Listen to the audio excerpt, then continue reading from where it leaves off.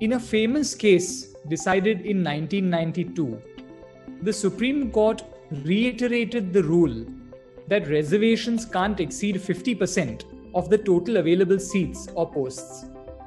Recently, there has been some controversy over how this rule applies in teaching departments at universities run by the central government.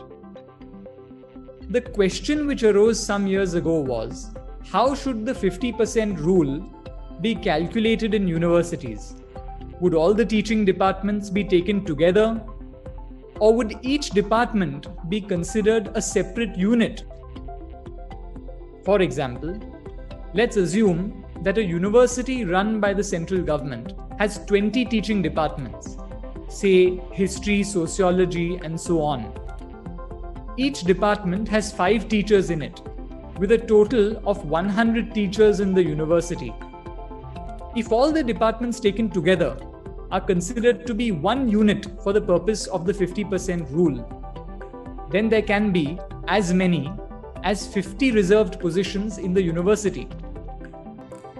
However, if each department is to be treated as a unit separately for the purpose of the 50% rule, then the number of reserved posts will be 40. Since there are only 5 teachers in each department, the number of reserved posts in each department can't exceed 50% of 5. In other words, there can be only 2 reserved seats per department. It gets a little more complicated. At the moment, there are 2 kinds of systems in place for recruiting and reserving seats for government employees: the 200-point roster system and the 13-point roster system. The 200-point roster system applies to departments in which there are 14 or more employees. This system ensures that scheduled caste, scheduled tribe, other backward classes, and economically weaker sections get a fair number of seats, which is close to the reservation to which they are lawfully entitled. The 13-point roster, on the other hand, applies when there are between 2 and 13 employees in the cadre. Unlike the 200-point roster, in the 13-point system, reservation takes place by rotation.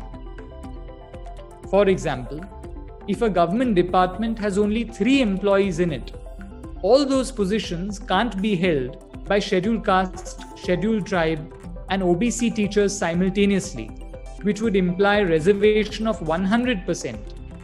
Instead, reservation takes place by rotation. The first few appointments are made without reservation. A scheduled caste teacher is appointed when the 4th vacancy occurs, while a scheduled tribe teacher gets reservation when the 11th vacancy occurs. The problem with this system is that reserved categories have to wait for a long time in order to get their turn. It may take a very long time for 11 vacancies to occur so that scheduled tribe reservation takes place. Now, if each department in a university is treated as a separate unit, then the 13-point roster may apply, which would be unfair to the backward classes. In 2017, the Allahabad High Court, in Vivekanand Tiwari versus Union of India, held that each department has to be treated as a unit for the purpose of the 50% rule. As the result of this, the University Grants Commission imposed the 13-point roster instead of the 200-point roster for recruitment at central government universities.